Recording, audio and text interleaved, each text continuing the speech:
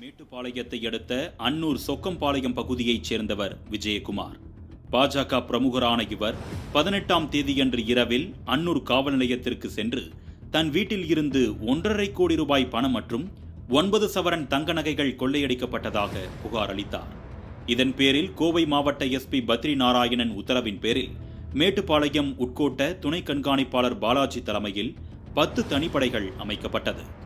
கொள்ளை போனதாக கூறப்பட்ட சொக்கம்பாளையம் பகுதியில் உள்ள சிசிடிவி கேமராக்களை ஆய்வு செய்தபோது அதில் இருசக்கர வாகனத்தில் தொப்பி அணிந்தபடி சென்ற இளைஞர் மீது காவல்துறைக்கு சந்தேகம் எழுந்தது.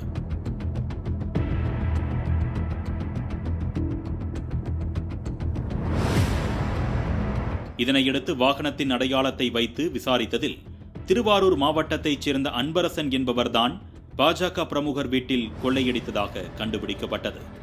சம்பவம் நடப்பதற்கு 2 நாட்களுக்கு முன்பிருந்தே வெவ்வேறு நிற ஆடை அணிந்து நோட்டமிட்டுள்ளார். இதனையடுத்து அவரை பிடித்து விசாரித்த போது வெறும் 18,05,000 பணமும் 9 சவரன் தங்க நகைகளும் பறிமுதல் செய்யப்பட்டது. 1.5 கோடி ரூபாய் திருடு போனதாக புகார்தாரர் கூறியிருக்கும் நிலையில் வெறும் 18 லட்சம் ரூபாய் மட்டும் தருவதா, மீத பணம் எங்கே என்று போலீசார் தங்கள் பாணியில் கேட்டனர்.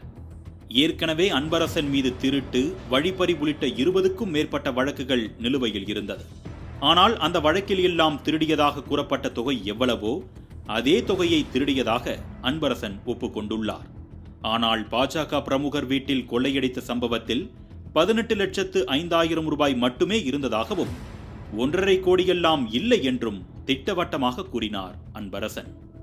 இதனை கேட்ட போலீசாருக்கு பாஜக பிரமுகர் விஜயகுமார் மீது சந்தேகம் எழுந்தது. உடனே விஜயகுமாரை அழைத்து கேட்டபோது 1.5 கோடி ரூபாய் திருடு போனதாக பொய்யான தகவல் அளித்ததை ஒப்புக்கொண்டார்.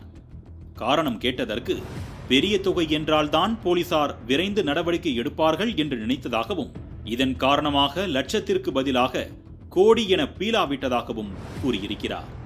இதனையடுத்து பொய்யான தகவல்களை அளித்து போலீசாரை அலைக்கழித்ததாக பாஜக பிரமுகர் விஜயகுமார் மீது நீதிமன்ற உத்தரவின்படி 2 பிரிவுகளின் கீழ் போலீசார் வழக்கு பதிவு செய்துள்ளனர்.